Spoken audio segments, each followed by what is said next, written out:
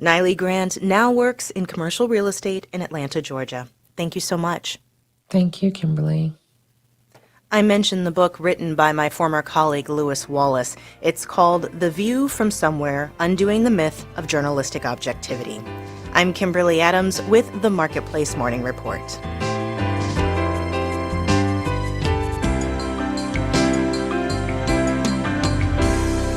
From APM, American Public Media.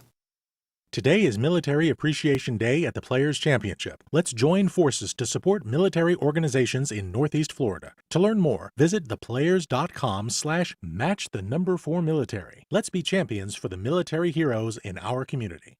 Baptist Health reminds you that emergency care cannot be delayed. Our ERs are equipped to keep patients safe through rapid screening, separate treatment areas, detailed cleaning protocols, masks, and more. More details at covid19.baptistjacks.com.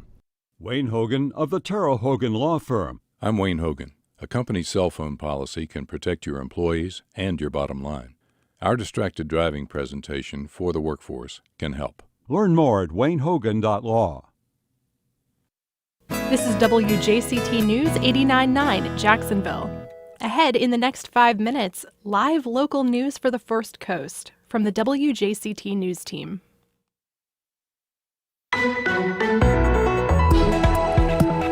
It's What's Happening. Hi, I'm Melissa Ross. And just ahead, hear from some of the biggest newsmakers in the community on First Coast Connect, where we discuss the issues and stories that affect your life all across the First Coast.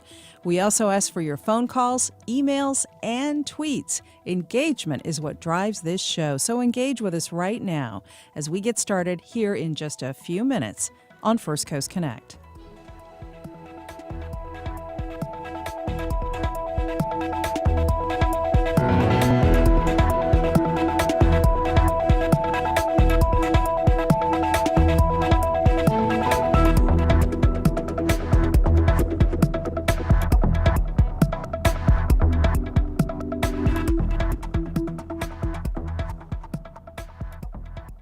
After the day's news.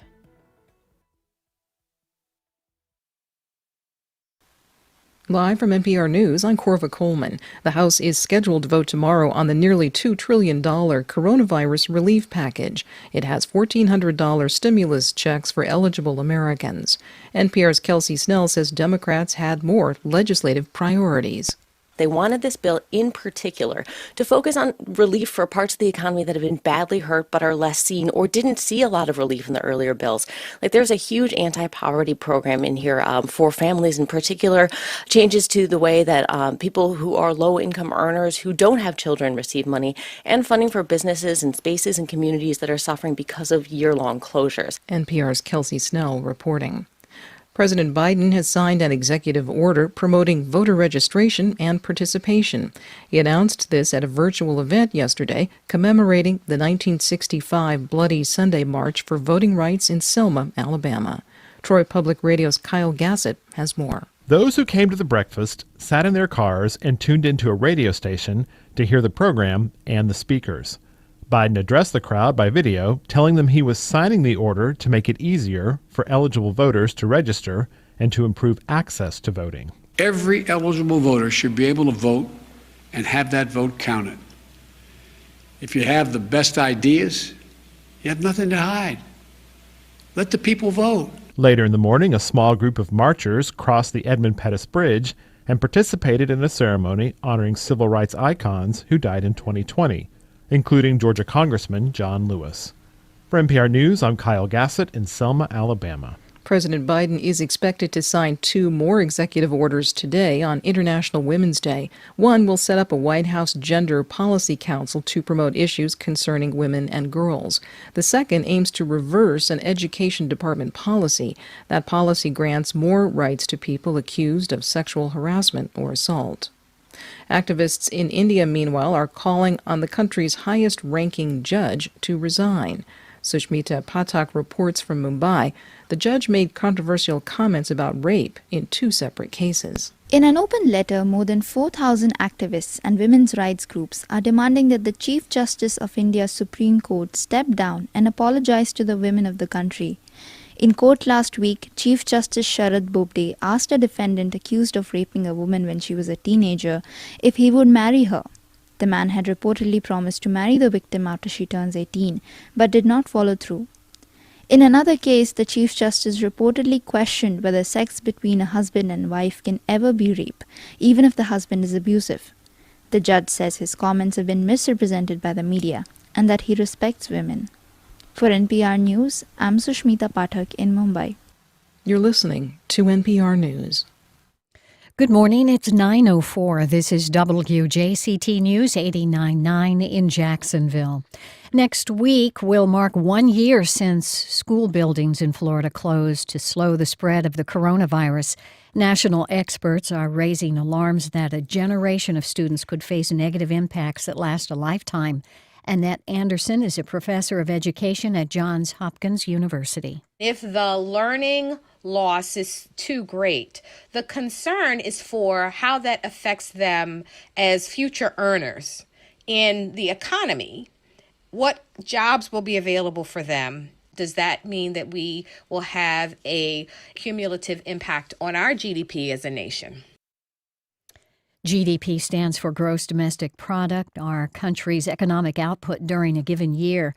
Eric Hanushek says, yes, pandemic learning loss will hurt our GDP. He's an education economist with the Hoover Institution at Stanford University. He says learning loss will also hurt these students individually in the long run. The average student who has not had the old-fashioned learning that they would have expected is going to have 6 to 9% lower income if we don't do anything. Hanushek and other economists say the numbers represent the cost of doing nothing. It's 59 degrees in Mayport, St. Augustine at 59 degrees as well. We'll get to the mid-60s this afternoon. A northeast wind about 14 miles per hour. You're listening to WJCT News. For NPR comes from NPR stations. Other contributors include T. Rowe Price, offering a strategic investing approach for investors seeking to close the gap between what they've saved for retirement and what they'll need to reach their goals.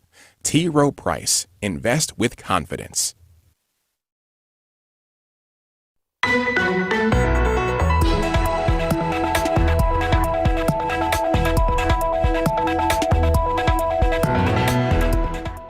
What's the best way to retain our teachers? This is First Coast Connect. Good morning. I'm Brendan Rivers, sitting in for Melissa Ross. Thanks for listening. And just ahead, we'll take a closer look at new research from the Jacksonville Public Education Fund that shows Duval County is doing well to retain teachers overall, but turnover is disproportionately affecting low-income students and students of color. If you've got a question, give us a call at 549-2937. Then later, a new way to get around downtown. But first this hour, the latest on the coronavirus pandemic. On Sunday, the Department of Health reported that the state added 4,098 more COVID-19 cases, raising the cumulative total to 1,944,995. The state also reported 66 additional deaths, bringing the cumulative total to 32,266. With 15 deaths, Duval County accounted for more than 20% of Florida's newly reported fatalities. Now on to our main topic. Last month, the Jacksonville Public Education Fund released new research on teacher retention in Duval County. The research, which was conducted prior to the pandemic, showed that district-wide retention of teachers is about 84% and at about 75% at the school level. Interestingly, they also found that teacher retention is an issue of equity. It has a disproportionate impact on high-poverty schools, which are more likely to be affected by turnover. They also found that there's a diversity gap in the teaching workforce here in Duval County. Here now with more on what this all means are Rachel Tutwiler Fortune, the president of the Jacksonville Public Education Fund. Good morning, Rachel. Thanks for joining us. Hi, good morning. Thank you for having me. We also have Daryl Willey, vice chair of the Duval County School Board and former executive director of Teach for America in Jacksonville. Good morning, Daryl. Good morning. Good morning. Again, listeners, that number to call with questions is 549-2937. Rachel, I'd like to start with you. Why did JPEF set out to conduct this research, and what did you learn? What were some of the main findings? Yes, no, thank you for that question, Brendan. You know, teachers are the most important factor in schools for student success. We at JPEF are an independent think and do tank that pilots and scales solutions in our public schools. So our question was, where can we invest to make the biggest difference? And here's what the research showed. The teacher shortage problem across the United States and Duval County is doing fairly well as compared to other districts across the country and the state of Florida. But when you drill into the demographics of our teachers, we learned that there is a significant diversity gap in our schools. Black students make up about 75% of the student body in Duval County's public schools, but only 29% of teachers are Black. The number of Black men in teaching is very small, at less than 6% of teachers being Black men in Duval County. Meanwhile, we found that there is a building body of evidence that shows diverse teachers matter to all students, particularly that Black male teachers make a huge positive impact on Black boys during elementary school. There was one study that showed they decreased dropout rates by 39%. And we thought this was a particularly compelling finding in that we've seen so many calls for racial justice in our country over the last year, and more people are looking for solutions to make a real impact on racial equity. Okay, and Daryl, this teacher shortage problem isn't really new, and research is showing, as Rachel said, research is showing that Duval County is keeping pace. So what efforts are already happening here to recruit and retain teachers? Why is the county being successful in that area? Yeah, I think it's looking at a variety of things, and I'll just give a lot of credit to our superintendent and amazing staff who has a no-settle attitude, and I think that's what you have to do. You have to be in a learning posture. So in addition to our traditional recruiting efforts, online efforts of just pushing information out and marketing to folks wanting to come in the career, we have a program called the START program, which really does sort of walk folks through that process, giving them sort of additional support when it comes to testing and being credentialed. We also have the Jump Start program. So if you get off to a start and it gets a little rocky, you actually can go through a program where you get additional support while you're in your first few years in the classroom. We've also gone all the way back and started early. You got to be proactive about these things. So we also have something called our DCPS Teacher Academy, where we're actually in local high schools, actually exposing our young people, our students in high school to the profession and the career of teaching, which I think is really important. In addition to that, we just have great partnerships around the city and around the state. UNF, EWC, Jacksonville University, FSCJ have all really partnered with us to try to make sure we have pipelines into our schools. So looking at this data, we just know that we're not all the way there yet, and we always can grow. We can always have room to improve, and that's why we wanted to partner with JPEF and look at this data to really pinpoint how we can be more successful. Okay, and Rachel, looking at this research, there were two things that kind of jumped out at me. One is that schools serving large numbers of low-income students experience higher teacher turnover, and the other is that schools with lower grades tend to have teachers with less experience. Do we know why these things tend to be the case? Sure. No, that's a great question, Brendan. A couple things. The most statistically significant finding of our study was the impact that a change in principal can have on teacher retention at a Duval County school. According to a previous research, this is because principals often take their top teachers with them in a school transition, and other teachers may leave because of the cultural upheaval that comes with a new administration. And, I really believe that to help answer the question of why we lose teachers, we also need to understand why teachers stay. In our study, teachers who were more experienced and demonstrated higher levels of commitment to their schools were more likely to be retained. And teacher retention also improved in schools where parents are partners to teachers and school leaders. Those factors are related to what's known as the climate and culture of a school, as well as the working conditions for teachers.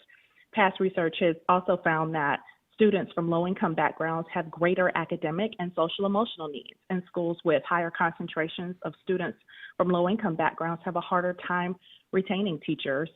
So, for example, teachers in schools with higher proportions of free and reduced lunch program-eligible students tend to have a harder time engaging families and may also be asked to provide more supports and services than teachers in low-poverty schools. We know this matters because we have to ensure that every student, especially those who are most underserved, have access to strong teaching, which includes having that skilled, well-supported teacher and teachers across the building that reflects the students' racial and linguistic diversity and can meet their students' distinct needs and provide that engaging, culturally responsive, and standards aligned instruction. So that's really what our research bore out. Okay, and as you mentioned earlier, another one of the major findings from this has to do with diversity, and we know that representation is a really important thing. It's very powerful for kids to have teachers that look like them, but it's also important for say white children to see black men in these leadership roles that might help dispel some harmful stereotypes that are there. So Daryl, can you tell us a bit about your experience as a black male teacher, and tell us about the kind of impact that you think you had on your students? Yeah, I think it was a truly positive experience, not only for me, but I believe for the students as well, because as a black male teacher, you're able to sort of identify and understand some of the cultural needs of individuals in a different way, and create a space for our young students, not just our young black students and black male students, but all students to sort of see and realize the power and potential that we have, and then create a positive academic experience, because that is ultimately what we want. We want to create a positive academic experience for our students, and then push them out into a world which now they're even more exposed. So I think that's going to be really critical. And I've seen it. I've seen, even from my anecdotal experience, having those interactions. I had students end up calling me dad at the end of conversations because they had an affinity and a connection with me. And because of that, they had a positive view of school and schooling, which increases or decreases dropout rates. It can decrease sort of some of the discipline issues that you see. So there's a lot of factors that play into it that create that positivity when you have black male teachers, teachers of color in environments where that's commonplace. And that's what we need to get to, a place where it's commonplace to see black male teachers, because oftentimes you're the only one. And that's some initiatives, and we can talk about those that we have coming down the pipe. Yeah, and I guess I'm curious from your experience, how often did you come across another black male teacher? I mean, I taught in a couple different schools, and I was one of the only ones, or maybe one of two. And you see that here. We have 6% of black male teachers here in Duval County, which is a great number. But I mentioned before, we're a no settle attitude and always in this growth posture. So we want to be a model. We can be a model district and a model city when it comes to recruiting. So I was often one of the only ones. And we actually have an initiative called the Ones Initiative, the Black Male Initiative, that we're getting ready to launch. Because if you can bring black males together, create a community, actually help them develop professionally, and then create pathways. And I'm not just talking about pathways with outside of the classroom, but pathways as a classroom teacher leader, I think we end up in a better place. So we have work to do, but we're trending in the right direction here in Duval County. It's great to have JPEF. It's great to have partners around the city who understand that this is something that we can put a stake in the ground on and move, and it's going to rise all of our ships. Okay, Rachel, you kind of started touching on this earlier, but I'd like to hear a little more. What do we know about the impact that higher teacher turnover has on student outcomes? Sure. Well, as I mentioned earlier, teachers are the school-based factor that has the greatest impact on student achievement. And so when we're losing great teachers, we often find that students are not able to continue to progress academically as much as they would if there is that stability and continuity of really having effective educators that, deeply build those relationships and understand their students and their students' needs. That's really why, we're leaning into this issue of teacher diversity and supporting and partnering with DCPS, UNF, and others to really make sure that we can have those highly effective educators in our schools.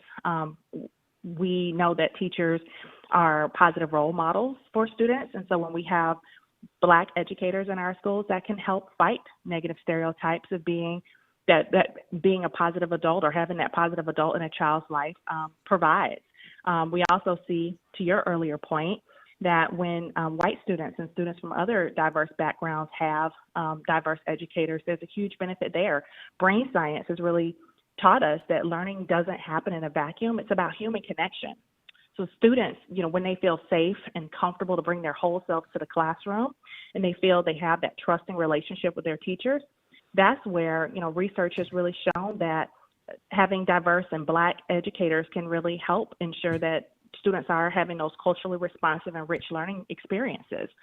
So we know that this is going to be, tremendous for us to really partner and continue to double down on making sure we not only have the highest quality educators for our students, but also a diverse teaching force. Okay, and listeners, if you have any questions for our great guest today, please give us a call. That number is 549-2937. Again, that's 549-2937. Rachel, I want to stick with you for a second here. What are some of the solutions you're working on to help diversify and retain the teaching workforce here in Duval County? Yeah, no, thank you for that question. First and foremost, I just want to build on what Daryl shared earlier in terms of the many opportunities and programs that are existing in our community. We're so proud that there is so much momentum behind attracting great teachers here in Duval County, and I want to encourage people in our community, especially Black men who are underrepresented in our schools, to consider teaching as a career. Take it from me as a former elementary school teacher myself. Teaching is a rewarding, lifetime profession that makes a huge impact on social justice and racial equity. And there's some good news for prospective teachers. Starting teacher salaries in Duval County are now higher than ever at $45,891. And if anyone's interested in that opportunity or pursuing that opportunity, they can email teach@duvalschools.org to learn about how to become a teacher. At JPEV, we believe investing in diversifying our teacher workforce is a huge lever that can help students achieve their potential. And as a community convener that brings all the players together in a coordinated strategy, we believe we have a huge opportunity to accelerate our efforts in diversifying the teaching workforce and making sure that we are, attracting the students or the teachers that our students need. We have some outstanding programs already in Duval County that are working on this issue. And we believe our opportunity in partnership with DCPS, the UNF College of Education and Human Services, and other partners is to really ask the question, what's working best? Where are there opportunities for better coordination and improvement? And how can we bring the most promising practices to scale? And so we're embarking upon that process now and excited to support these efforts moving forward. Okay, and this question is going to be for both of you. I'll start with you, though, Daryl. How has the pandemic affected retention efforts and any of the solutions that you're working on to these kinds of issues we've been talking about? I'll tell you what, the pandemic it's been tough. It's been tough on everybody, especially our schools, because our teachers are frontline workers, regardless of how we look at it. We've been open in Duval County for a while, so we've had to move many of our sort of traditional methods of recruitment. We used to go to college fairs, be on campus, and now it's virtual and online. But this also creates an opportunity for us to be on a similar stage of everyone else, to be able to recruit virtually, to be able to do that. But it has affected us greatly. But what we have seen is that our teachers are amazing. They're resilient. They have put in amazing effort to be able to create the type of learning environment that every student can be proud of and parents can be proud of. And I'm proud of Duval County for that. But this pandemic is one where we can take this moment and learn from it and grow from it and take advantage of the moment that we're in. Okay, and Rachel, that same question to you. Has the pandemic factored into the retention efforts, and how have they impacted the kinds of issues that we've been talking about? Mm-hmm. Well, another impact is that, tax revenue has fallen in Florida due to COVID, and the drop in enrollment in public schools this year could spell major budget cuts in public education. Budget cuts could cause schools to surplus teachers or lay off staff. And we saw from the 2008 recession that this led to a permanent drop in the number of teaching jobs. The half-penny sales tax that we passed last fall is legally restricted to school facilities, so it can't help with operational expenses like staff salaries. And we can't afford to push any effective teachers out of jobs right now. So just encouraging all listeners to contact legislators, our local Duval delegates in Tallahassee and others, to make sure they hear our voices on the importance of preserving public education funding during this time. It could have a huge impact on teachers and other factors in our schools. Yeah, we need as many great teachers as possible to come into our doors, especially as folks are making these decisions about where they need to go professionally. Mm-hmm. And what about ongoing vaccination efforts? How are they going in the schools, Daryl? And is there any resistance to getting vaccinations from teachers that you've seen? We give teachers the option if they want to. As a board and as a district, we've been advocating heavily to make sure that people in our state and our governor sees our teachers as frontline employees and workers. And we've seen some success. It started with 65 plus, being able to get many, if most of them, vaccinated, and then it moved to 50 plus. And now we have federal sites around our city where folks, any educator, and not just teachers, but any staff that work in our schools, can go to sites both at Gateway and a few Walmarts where they can actually roll up their sleeve and get that vaccination. And I think as a school, we definitely want everyone to do their part, because what happens in our community affects what happens in our schools, not just with COVID, but also teacher recruitment and retention. This is a city where people want to live and play and work in. And this is an opportunity for our city to understand that and push forward with it, with both the COVID piece as well as creating a great professional environment for teachers coming in.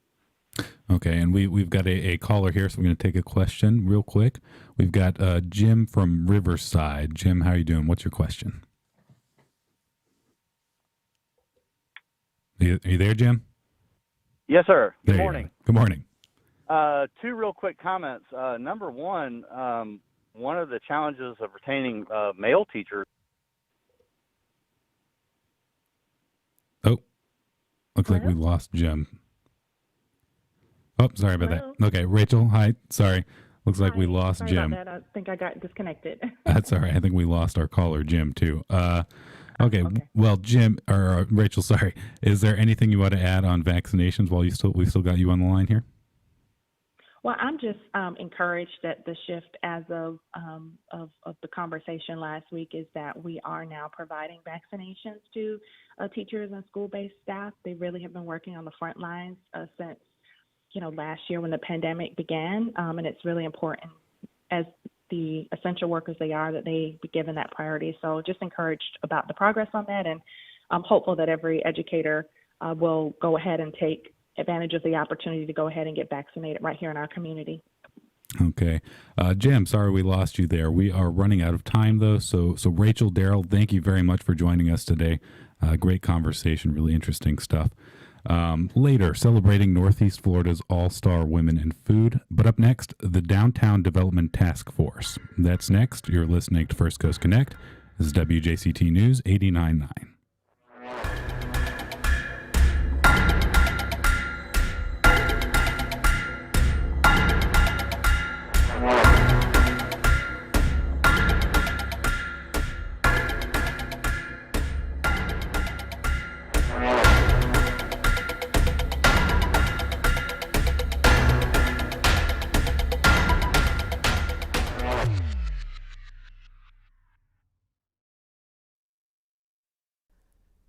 Feeding Northeast Florida reports 1 in 6 seniors are faced with hunger.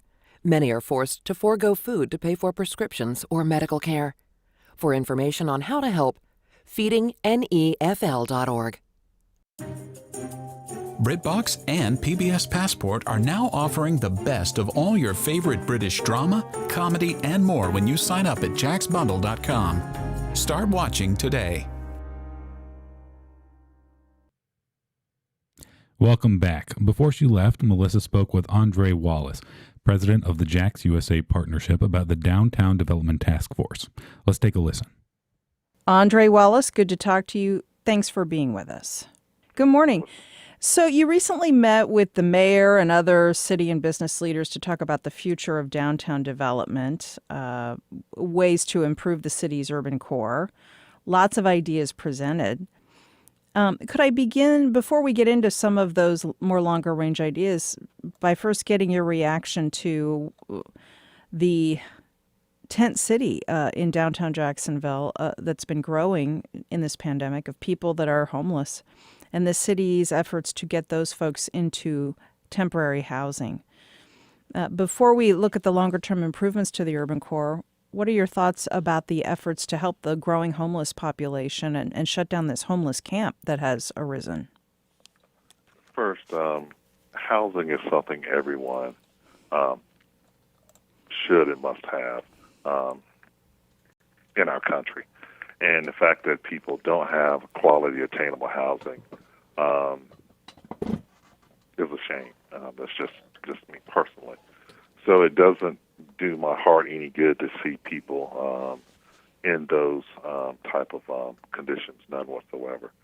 So the efforts of city leaders and other civic leaders to address that, I applaud them 100%. It does not. I'm not even going to talk about how it looks or things of that nature. It's just not something that is good for our city or any city in America to have people not having quality, attainable housing options. So I applaud our leaders for stepping up and addressing this challenge right now. Yeah, and that is an immediate challenge. Then looking ahead, whether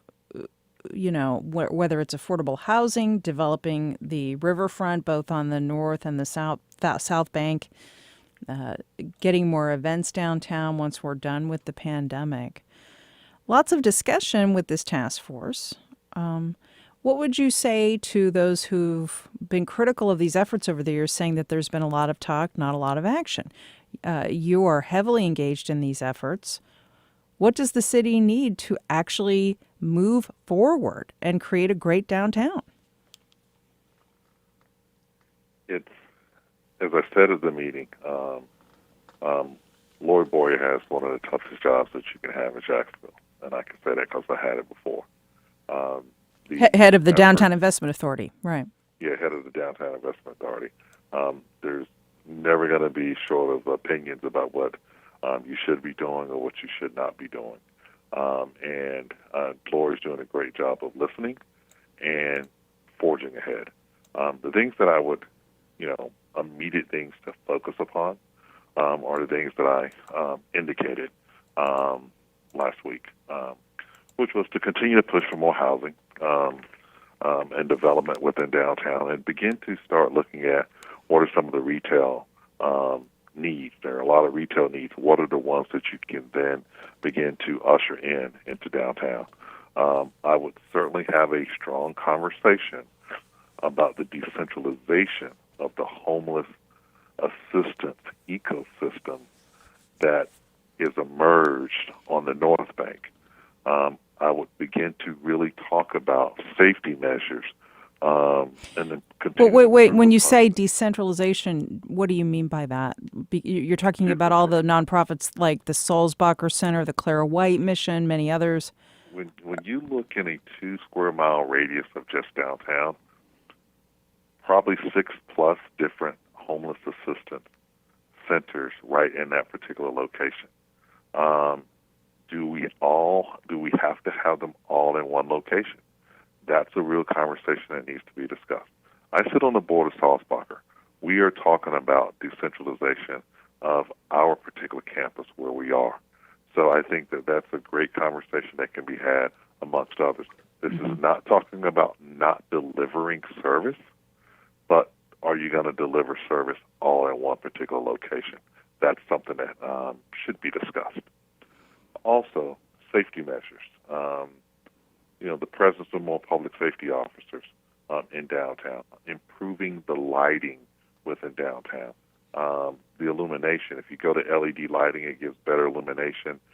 You want to make it safe for people walking in and around downtown in the actual evening hours, and that's why the public safety and the lighting is very important. And also the branding for the North Bank. I see very good signage, and Lori and the team at DIA has done a great job of putting the signage over on the South Bank. I think we need to improve wayfinding signage also on the North Bank as well. Those are just some things that you can start to do, as well as, Lori's engaged the community with regards to discussions about the waterfront, the riverfront, park space, etc. Continue to do those things. It's not going to take place overnight. It's a long process to get there, and people will be critical, but keep doing what we're doing, and as we can get more projects underway, we continue to do that, but it's a long-term solution. Now, a minute ago, you mentioned she has a very difficult job, Lori Boyer, heading up the Downtown Investment Authority, your former job. What's your response to critics of the mayor's office who've accused him and the people around him of cutting her out of the inner circle on all of these ideas and initiatives to move the urban core forward? One, I don't know that to be true. I think that's a question that you need to refer that to Lori Boyer. I'm supportive of the work that Lori is doing, and what I see from Lori, the meetings that she's having, and I'm reading the minutes, I'm reading that information. Lori's forging ahead. So if there's obstacles in her way, I don't see that. She would have to be the one to tell you that and to confirm whatever those rumors are. But that's not for me to get into because I'm not seeing that. And so in your current position then, Andre, with Jax USA, downtown is really important, but so is the whole city. So let's widen the discussion out a little bit beyond the urban core. Tell us about what your biggest priorities are in the job that you now have, president of the Jax USA Partnership.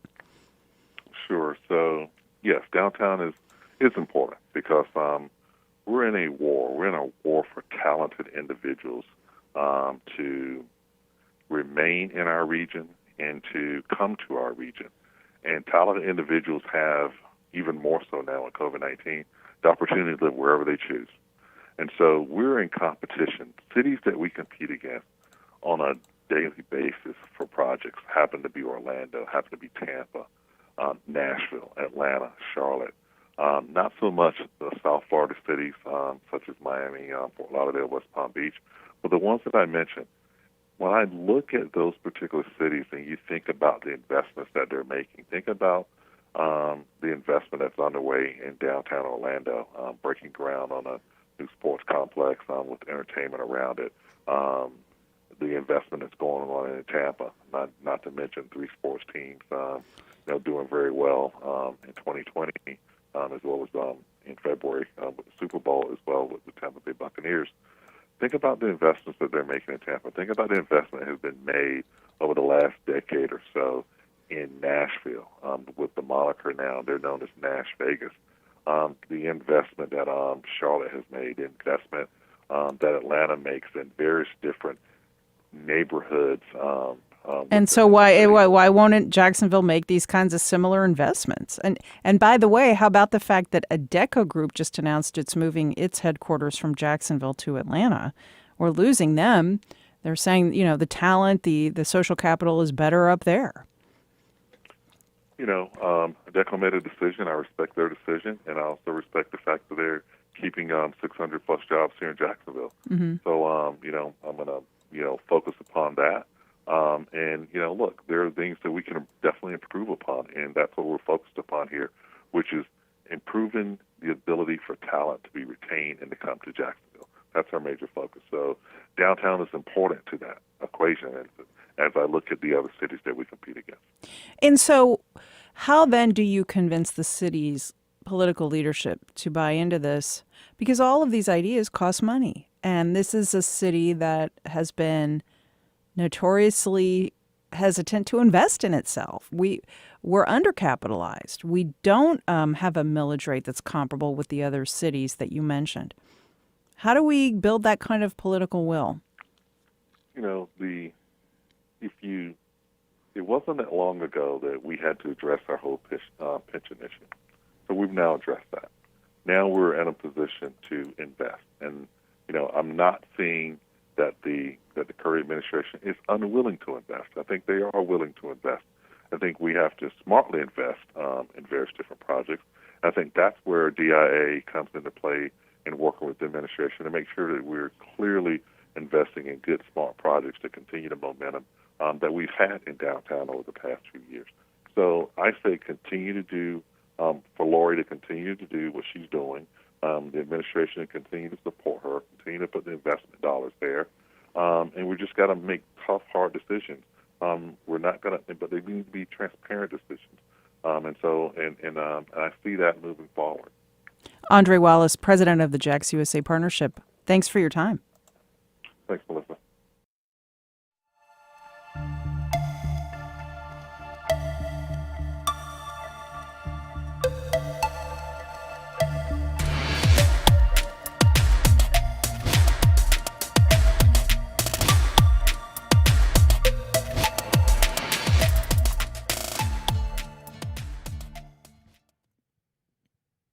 Speaking of downtown, if you've been there in the last few days, you may have noticed something new.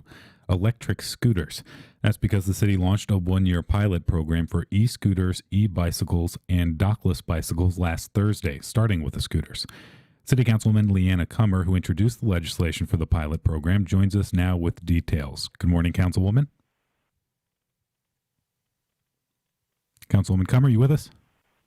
I am. There you are. Hi, good morning. Good morning. Thank you for joining us. So why did you feel that the e-scooters would make a good addition to Jacksonville? So if you look around the country and really around the world, scooters have been growing in cities that are really moving forward.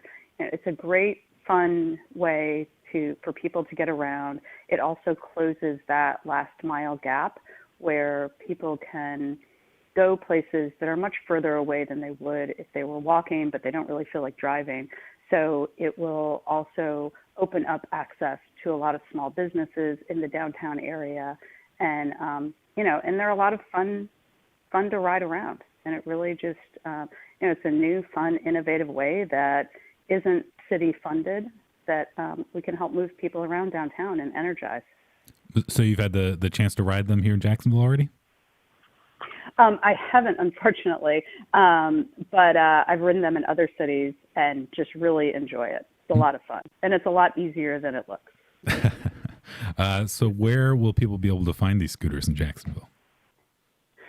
So DIA set out in conjunction with the companies that are operating here in the city now, and as well in conjunction with the planning department, 35 corrals right now, and there's going to be up to about 40 corrals, and those are designated parking spots. And so you'll be able to find those in those designated parking spots, and then each company has its own app that's how you start the scooter. Okay, and can you kind of walk us through the process of how someone uses these? Sure. So you walk up to whichever scooter you'd like to use. Some people may already have apps on their phone from other cities, and so that might be a natural fit, but whichever one, they all kind of work in the same way.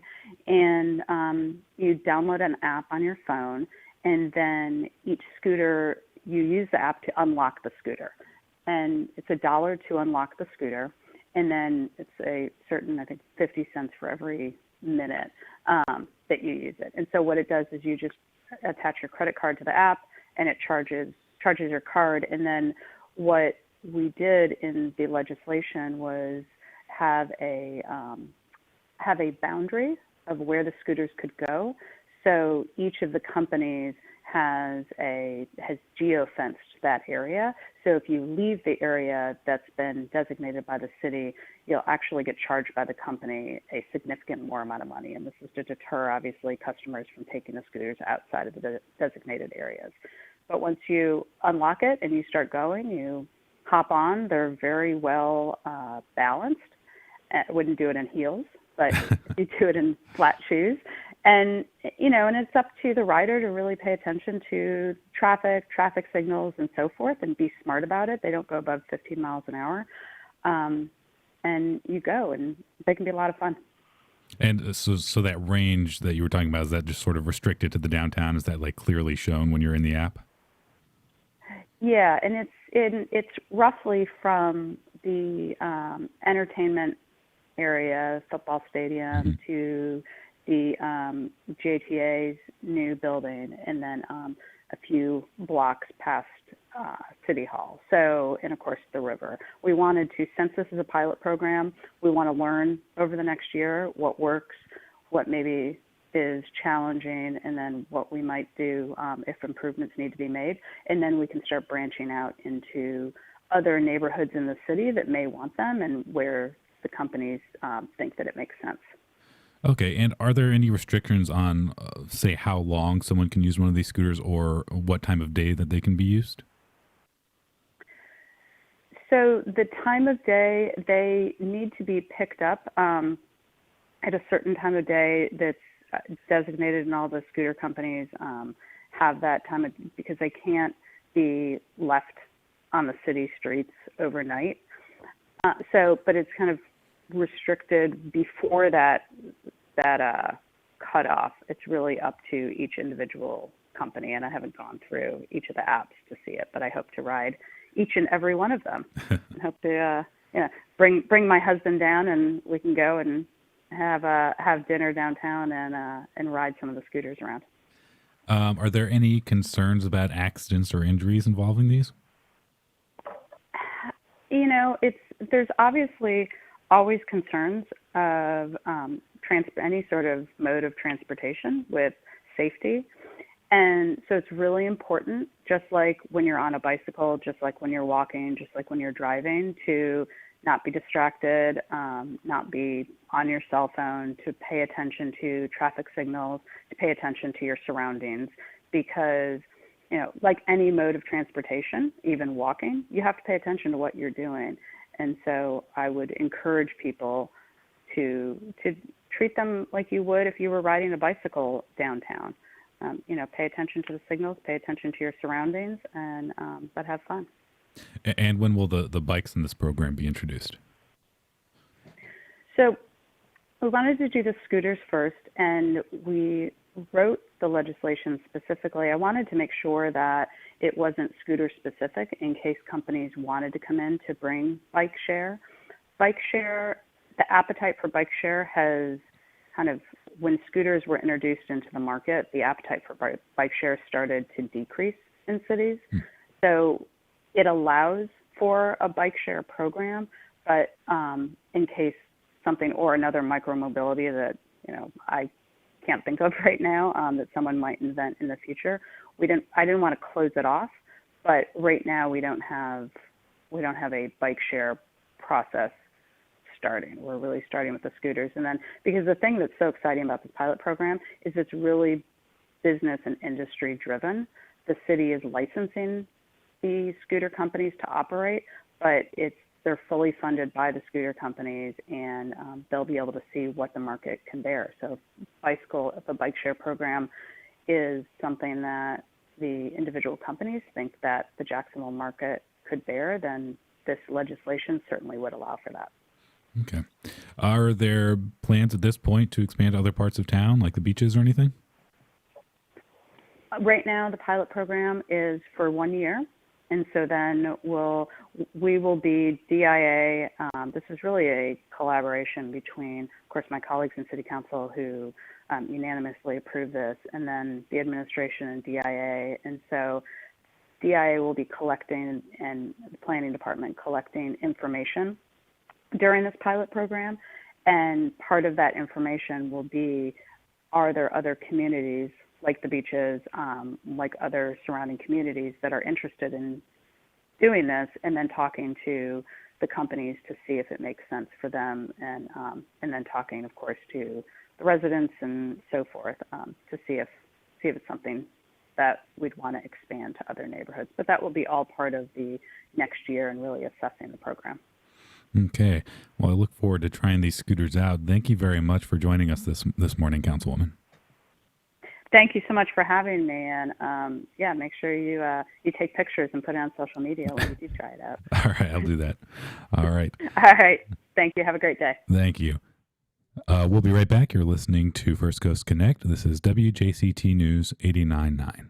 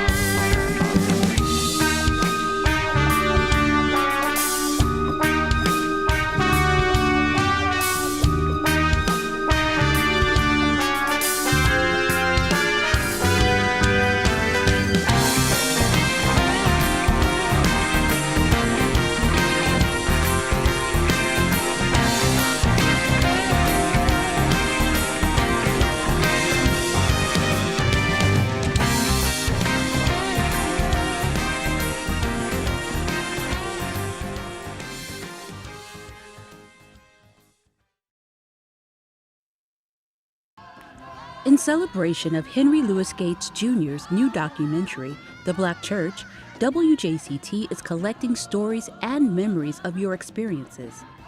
What does the Black Church mean to you? What role has it played in your life? Share your thoughts and memories and have your stories archived for future generations. Visit wjct.org/blackchurch for instructions.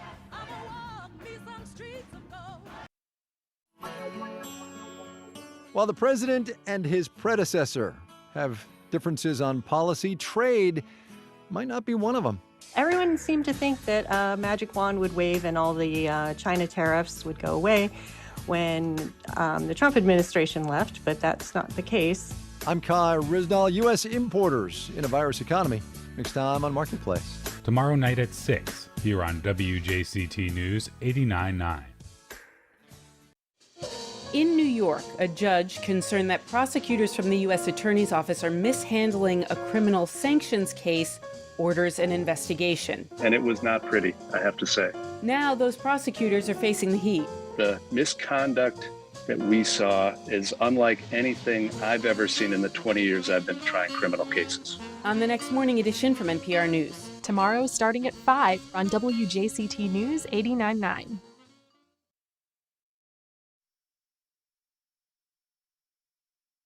The Association to Preserve the Eatonville Community continues their series of virtual conversations on race and economic realities. I'm Ben Brotmarkle, and coming up on Florida Frontiers, the weekly radio magazine of the Florida Historical Society, will preview the March 16th event. We'll discuss Florida women in the suffrage movement and visit Criteria Studios in Miami. That's Florida Frontiers, Monday evening at 6:30 on WJCT News 89.9. 10 years ago, the world's Marco Werman walked us through the aftermath of the earthquake and tsunami that hit northeast Japan and triggered the Fukushima nuclear disaster. Everywhere you look, there are reminders that people used to live here. Old photo albums, baby monitors, clocks that stopped when the tsunami hit. Now, Japanese survivors remember and look to their future. Fukushima Revisited this week on The World. Today at 3 on WJCT News 89.9. While the president and his predecessor have differences on policy, trade might not be one of them. Everyone seemed to think that a magic wand would wave and all the China tariffs would go away when the Trump administration left, but that's not the case. I'm Kai Risnall. U.S. importers in a virus economy. Next time on Marketplace. Tomorrow night at 6 here on WJCT News 89.9. Tired of the racket and the rancor? Our imperfect union has a ways to go, but we won't know where we're going if we don't know where we're coming from. That's why we're here. Just because things are complicated, that doesn't mean we have to be confused. Join me, Jen White, for a daily conversation for a changing country. Next time on 1A. Today starting at 10 on WJCT News 89.9.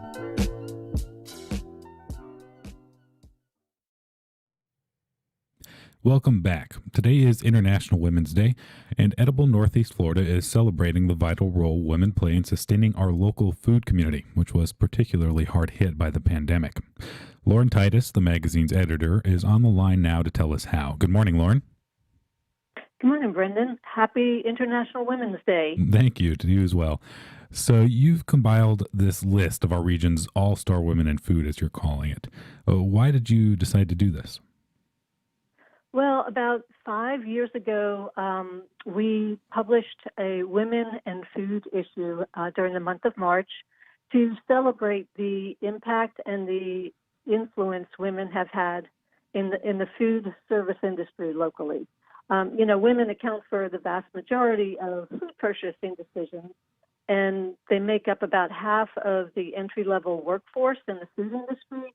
But yet, when you look at the leadership roles, they account for less than a quarter of those roles. So we felt it was important to highlight and celebrate the women who were starting businesses, running kitchens at restaurants, and just generally taking more of a leadership role in our food community overall.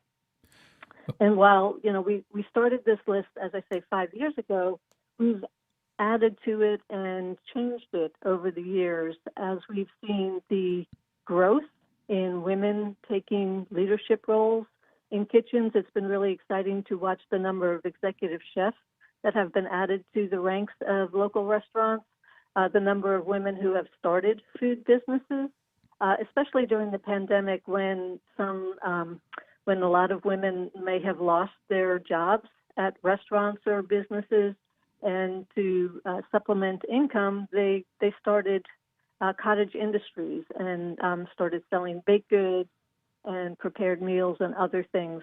So it's been really encouraging to see the growth of entrepreneurship among women in our food community. Okay, and what kind of people are included in this list? Is it like chefs? What kind of people? Yeah, we definitely are seeing, as I say, a growth in the number of chefs leading kitchens. But we also include women who are running restaurants, general managers and owners of restaurants. We also include farmers. That's been really thrilling to see the number of female farmers that have been added to the ranks of our area farms.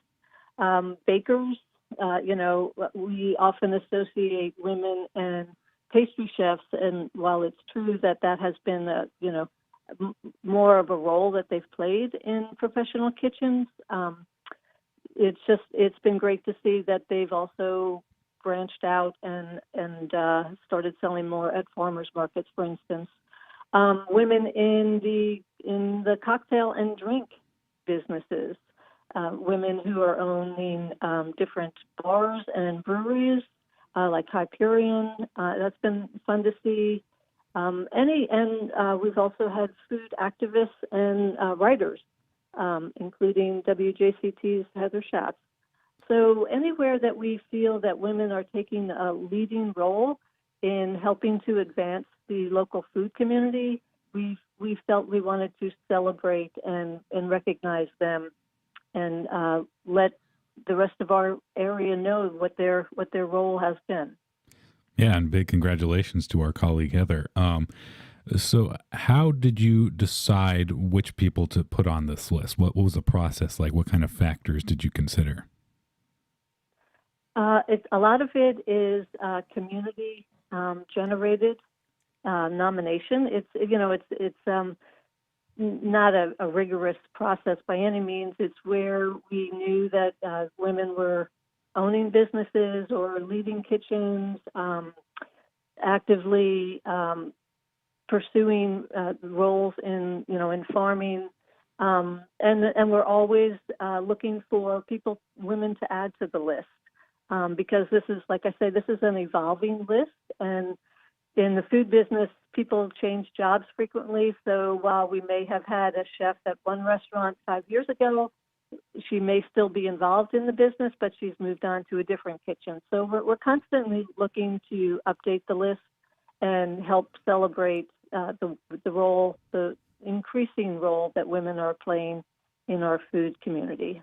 Okay, and you mentioned our own Heather Schatz. Are there any other names that our listeners might recognize who made this list? Well, Barbara Bredehoff, who has 2 successful restaurants in Jacksonville. She's run them for over 25 years by now. Gabby Saul, the mixologist over at Rue St. Mark. Let's see, Kylie Efron at Taverna, and Sarah Marie Johnson over at Prati and Town Hall. Jeannie McNally at the Floridian, who's been running the kitchen there for over 8 years now. I think people will recognize a lot of names on the list, and they may even be surprised to know that they own the business rather than just work in the kitchen.